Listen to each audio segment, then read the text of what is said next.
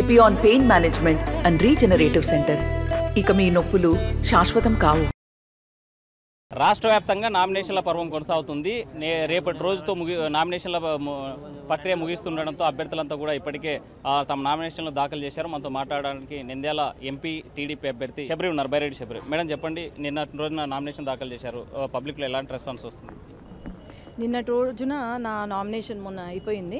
చాలా రెస్పాన్స్. మేమేమి వైసీపీ వాళ్ళ మాదిరి డబ్బులు ఇచ్చి ఎవరిని తీసుకొని రావట్లేదు. స్వచ్ఛందంగా అందరూ వస్తున్నారు. కార్యకర్తలు అందరూ వచ్చి మాతో పాటు మేము మీ వెంట ఉన్నాము అని చెప్పి మాకు మద్దతు పలకడం అనేది ఒక మొదటి చేంజ్ అని నేను భావిస్తున్నాను. ఖచ్చితంగా ఇక్కడ 7 నియోజకవర్గాలు అట్లాగే ఎంపీ కూడా నంద్యాల పార్లమెంట్లో గెలవబోతున్నాము. అత్యంత మెజారిటీతో గెలవబోతున్నాము. ఒకవైపు చెప్తున్నారు జగన్మోహన్ రెడ్డి, కేవలం నన్ను ఓడించడానికి వీళ్ళంతా ఏకమయ్యారు, ఓడిపోతున్నాం అనేటువంటి ప్రశ్నతోనే నా మీద దాడులు చేస్తున్నారని నిన్న విశాఖపట్నంలో మాట్లాడడం జరిగింది. దీన్ని ఎట్లా చూడాలి? దాడులు ఎవరు చేస్తున్నారు ప్రూవ్ అయిందా? చంద్రబాబు నాయుడు గారు దాడి చేశారా? మేము దాడి చేశామా? అసలు నిజాలు తెలుసుకొని మాట్లాడాలా. లాస్ట్ పోయిన 5 సంవత్సరాల క్రితము కోడికత్తి దాడి అండి, ఇప్పుడేమో గులకరాయి దాడి. ఇది ఏంటంటే లాస్ట్ ఎన్నికల ముందు ఒక సింపతి క్రియేట్ చేయడానికి అని పోయినసారి వర్కౌట్ అయిందేమో కానీ ఈసారి 100 గులకరాలు పడతాయి ఇట్లాంటి సింపతి గేమ్ ఆడితే మటుకు. కాబట్టి ఇవన్నీ పిల్లాటలని నేను భావిస్తున్నాను. వాళ్ళు ఏదో అనుకుంటున్నారు, ఈరోజు మేము గెలిచిపోతాం ఇలాంటి నాటకాలు ఆడితే అని అనుకుంటున్నారు. కానీ ప్రజలందరికీ అర్థమైంది వీళ్ళు ఎంత ఎఫిషియెంట్ పీపుల్, ఎంత ప్రజా సేవలో ఉన్న నాయకులు అనేది అందరికీ అర్థమైపోయింది. కాబట్టి ఎవరు వినే పరిస్థితి లేదు, ఇక్కడ ఎవరు కూడా పట్టించుకోని పరిస్థితి ఈరోజు వైసీపీని. అంటే నంద్యాల జిల్లాలో మంత్రి, ఆర్థిక శాఖ మంత్రి ఉన్నారు, బుగ్గన రాజేంద్ర ఏమైనా చేశాడా ఈ 7 నియోజకవర్గాలకు సంబంధించి అభివృద్ధి చేశాడండి? ఫైనాన్స్ మినిస్టర్గా మా నెత్తిపైన ఒక్కొక్కరి నెత్తిపైన 3 లక్షల అప్పు పెట్టాడు. ఆయన చేసిందంతా ఇదే. ఈరోజు గోరకల్లు రిజర్వాయర్ నుండి 36 చెరువులు నింపినానన్నాడు. ఛాలెంజ్ కడతా, చూపిమనండి. 2 చెరువులు ఆ రోజు నింపి ఫోటోలు దిగి మేము నింపేసినామని అంటున్నారు. ఈరోజు ఎందుకు పట్టణంలో కానీ ఊర్లలో కానీ తాగడానికి చుక్క నీళ్లు లేవు? మరి చెరువులు నింపింటే మరి రివెట్మెంట్ ఛార్జెస్ 90 లక్షలు ఫండ్ కింద ఎందుకు తీసుకొచ్చారు? గోరకల్లు ప్రాజెక్టు బాగుండుంటే గనక హెచ్ఆర్బీసీ ద్వారా రిజర్వాయర్లు నింపుతానన్న కనీసం పూడిక కూడా తీయలే. ఈరోజు అన్నీ కూడా ఖాళీ బ్యారన్ ల్యాండ్స్ అయిపోయినాయి. ఎన్నో వేల కోట్లు, 100 కోట్లు నష్టం పోయినారు రైతులు ఈరోజు. మరి ఏం చేశాడు ఈయన? ఈరోజు ఏదో ఫ్లైఓవర్లు కట్టించాడంట. ఆ ఫ్లైఓవర్లు ఎవరు? కేంద్ర ప్రభుత్వం నేషనల్ హైవేస్లో ఇచ్చిన ఫ్లైఓవర్లు. ఆయన ఏదో కట్టించినాను అని ఆయన అకౌంట్లోకి వేసుకుంటున్నాడు. మరి ఏం అభివృద్ధి చేశాడు చెప్పమనండి. అభివృద్ధి చేసిందంతా వాళ్ళు అభివృద్ధి చెందారు. ఈరోజు సిమెంట్ ఫ్యాక్టరీ 5 లక్షలకు కొన్నాడు ఆయన. 100 కోట్లు విలువ చేసే సిమెంట్ ఫ్యాక్టరీని 5 లక్షలకు కొని అక్కడ స్క్రాప్ని, లోపల ఉన్న స్క్రాప్ని 100 కోట్లకు అమ్మేసి అక్కడ ఎంత ఇబ్బంది పాలు చేశారో అందరికీ తెలుసు. ఈ సిమెంట్ ఫ్యాక్టరీ పైన నేను సపరేట్గా ప్రెస్ మీట్ పెట్టాలనుకుంటున్నాను విత్ ఆధారాలతో పాటు. అది తర్వాత మాట్లాడుకుందాం. కానీ ఇక్కడ అభివృద్ధి చేసింది ఏమీ లేదు. ఆయన ఫైనాన్స్ మినిస్టర్గా రాష్ట్రంలో ప్రతి ఒక్కరి పైన 3 లక్షల రూపాయలు అప్పు తీసుకొచ్చారు, అంతే తప్ప ఇంకేం లేదు. అంటే మంత్రి ఎక్కడ, అభివృద్ధి ఎక్కడ చూపించమని అడుగుతున్నారు ప్రతిపక్ష నాయకులు. నేను కనిపించాలి అంటే గవర్నమెంట్ హాస్పిటల్ నిర్మాణాన్ని అడగండి, నేను కనిపించాలంటే నాడు నేడుతో కట్టిన బిల్డింగ్లను అడగండి, నేను ఎక్కడున్నానని చెప్తే చెరువుల దగ్గర నింపినటువంటి ఆ 70 చెరువులను అడగండి అనేసి చెప్తున్నారు కదా మంత్రి. నేను అదే ఛాలెంజ్ చేస్తున్నా. ఇది చెరువు నింపాడో చూపిమనండి. ఈరోజు ఎందుకు మరి నింపుంటే ఎందుకు ఈరోజు అల్లాడిపోతున్నారు జనాలు? ఈరోజు గవర్నమెంట్ హాస్పిటల్ అన్నాడు. హాస్పిటల్ ఎక్కడ కట్టినాడన్నా? ఎక్కడో ఊరి బయట, అంటే ఎక్కడో ఫారెస్ట్ ఏరియాలో కట్టినాడు. ఇదా కట్టడం అంటే? ఒక హాస్పిటల్ ఎమర్జెన్సీ వస్తే రాత్రిపూట ఎట్లా పోతారు? అంబులెన్స్లు లేవు, కనీసం ఆ హాస్పిటల్లో డాక్టర్లు లేవు. ఇప్పుడు పోయినా అది తాళం వేసి ఉంటుంది హాస్పిటల్, అవునా కాదా? మరి ఇదా? నీళ్లు లేవు, ట్యాంకు లేదు ఆ హాస్పిటల్కి. మరి ఇది కూడా అక్కడ మన కుప్పం దగ్గర వచ్చి బటన్ నొక్కే కదా ముఖ్యమంత్రి, మళ్ళీ మరుసటి రోజు గేట్లు ఎత్తుకుపోయారు. ఇది కూడా అంతే.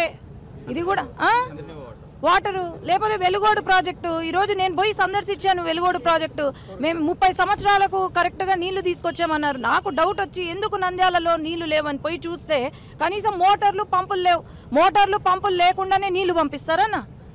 ఇట్లా అందరినీ మోసం చేస్తున్నారు. మేమేదో తిక్కోళ్ళం అనుకుంటున్నారు. ఇక్కడ తిక్కోళ్ళు ఎవరు లేరు, ఈ రాష్ట్రంలో తిక్కోళ్ళు ఎవరు లేరు, మీరు తప్ప మిమ్మల్ని తిక్కోళ్ళు చేస్తారు చూడండి ఈరోజు ప్రజలు.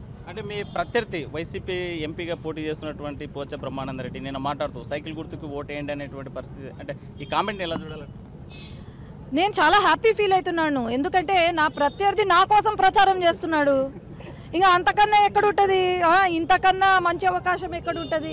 వైసీపీ ఎంపీ అభ్యర్థి సైకిల్ గుర్తుకేయండి, బైరెడ్డి శబరిని గెలిపించండి అంటే ధన్యవాదాలు బ్రహ్మి గారు మీకు.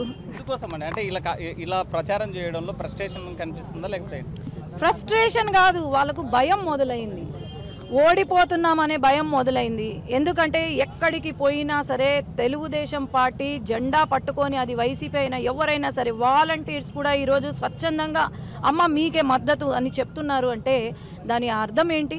ఈరోజు వాలంటీర్స్ని కూర్చోబెట్టి బెదిరిస్తున్నారు రిజైన్ చేయమని. ఇదా మీరు అందరూ ఆలోచన చేయాల్సింది ఒకటే, యువత వాలంటీర్స్ స్పెషల్లీ దయచేసి మీరు మీ జీవితాలను నాశనం చేసుకోవద్దు. తెలుగుదేశం ప్రభుత్వం రాబోతుంది, 10,000 రూపాయలు మీకు జీతము, అదే మీకు ఇంకా దానికన్నా ఎక్కువ రెస్పెక్ట్ ఇవ్వబోతున్నాం. గ్రామాల్లో జరిగేటువంటి ఈ భౌతిక దాడులను ఎట్లా చూడాలి? గ్రామాల్లో మొన్న దుర్వేసి గ్రామం తెలుగుదేశం పార్టీ ప్రచారం పూర్తి చేసుకొని, మీకు ఎగ్జాంపుల్ ఇస్తున్నా, జస్ట్ నిన్న జరిగిన విషయం గురించి చెప్తున్నా, అట్లా రోజు జరుగుతున్నాయి. దుర్వేసి గ్రామంలో తెలుగుదేశం పార్టీ ప్రచారం పూర్తి చేసుకొని వస్తూ ఉండగా వైసీపీ ఒక రౌడీ, ఎవరైతే వైసీపీలో ఉన్న వాళ్ళు అందరు రౌడీలేలే చాలామంది, కానీ ఆడు వచ్చి కట్టతో గట్టిగా కొడితే ఆయన ఇప్పుడు చావు బతుకుల్లో ఉన్నాడు. నిన్న వెళ్ళి పరామర్శించాను నేను ఆయనను. ఎంత దారుణం అంటే ఇది, అది దళిత వ్యక్తి. దళితులంతా అంత చిన్న చూప. నా దళితులు, నా మైనారిటీలు, నా బీసీలు అన్న వాళ్ళు ఈరోజు ఏమైపోయారు? కనీసం ముఖ్యమంత్రి గారు ఎక్కడున్నారు? ఈరోజు చిన్న గులకరాయి దాడి తగులుతూనే అబ్బా ఏదో అయిపోయిందని ఒక డెలివరీ చేసినట్టు 12 మంది డాక్టర్లతో డెలివరీ చేయించుకున్నాడు ముఖ్యమంత్రి గారు. మరి ఎక్కడ పోయినారు? ఇది దాడులు చేస్తుంటే, మా కార్యకర్తల పైన దాడులు చేస్తుంటే చెప్పుకునే ఇది లేదా వీళ్లకు? ఈరోజు ఆయనను కొడితే డెమోక్రసీ గుర్తొచ్చింది. మేము మా పైన దాడులు చేస్తుంటే నన్ను కూడా కొట్టించినారు కదన్నా ఆఖరికి పోలీసులతో. మేము ధర్నాలు చేస్తుంటే ఎన్ని కేసులు వేసినారు, మేము ఇటువంటి వాటికి భయపడము. నిన్న కూడా ప్రయత్నం చేసినారు, కానీ మేము భయపడే వాళ్ళం కాదు. తెలుగుదేశం పార్టీ కార్యకర్త భయపడేవాడు కాదు. ఇప్పుడు మొదలైంది వాళ్ళకు భయం, అంతే. ఫైనల్గా ఏం చెప్పదలుచున్నారు ఈ నియోజకవర్గ ప్రజలకి? 7 నియోజకవర్గాలు మేము గెలవబోతున్నాము. మీరు గమనిస్తే ఇప్పుడు ఇక్కడ నంద్యాల పార్లమెంట్లో తెలుగుదేశం పార్టీ అభ్యర్థులు ఎవరైతే ఉన్నారో వాళ్ళు ప్రజాసేవ చేసేవాళ్ళు, వాళ్ళు ప్రజా అభివృద్ధి కోసం ఆలోచన చేసేవాళ్ళు తప్ప మీలాగా దోచుకోవడము దాచుకోవడం అయితే ఎప్పుడూ చేయలేదు. వాళ్ళకు ఒక్క బ్లాక్ మార్క్ కూడా లేదు. ఈరోజు కోట్ల సుజాతమ్మ కానీ, కోట్ల సూర్యప్రకాష్ రెడ్డి గారు కానీ, ఆయన చేసిన అభివృద్ధి, ఆయనకున్న ఎక్స్పీరియన్స్ అసలు బుగ్గన గారు తట్టుకోగలుగుతారా? ఏదో ఫోటోలు దిగి ఫేస్బుక్లో ట్విట్టర్లలో పెట్టుకోవడం కాదు అభివృద్ధి అంటే, లేకపోతే బటన్ నొక్కడం కాదు. సంక్షేమం ఒక్కటే కాదు, ఇక్కడ సంక్షేమంతో పాటు అభివృద్ధి చేస్తేనే ఇక్కడ ముందుకు వెళ్తారు మీరు. ఈరోజు యువతకు ఉద్యోగం లేని వాళ్ళు ఈరోజు మళ్ళీ ఎన్నికలకు అడుగుతున్నారు, ఓట్లు అడుగుతున్నారు. మహిళలకు రక్షణ ఇవ్వని వాళ్ళు ఈరోజు ఓట్లు అడుగుతున్నారు. రైతులకు నీళ్లు, సాగునీరు ఇయ్యని వాళ్ళు ఓట్లు అడుగుతున్నారు. లేకపోతే మాకు తాగడానికి ఒక చుక్క నీళ్ళు ఇవ్వండి అంటే ఇయ్యని వాళ్ళు ఈరోజు ఓట్లు అడుగుతున్నారంటే ప్రజలందరూ నిర్ణయించుకోవాలా ఈరోజు ఎవరు బాగా చేస్తారు, మా బతుకులు ఎవరు బాగుపరుస్తారు అనేది ఆలోచన చేసి ఓటేయాలని నేను వేడుకుంటున్నాను.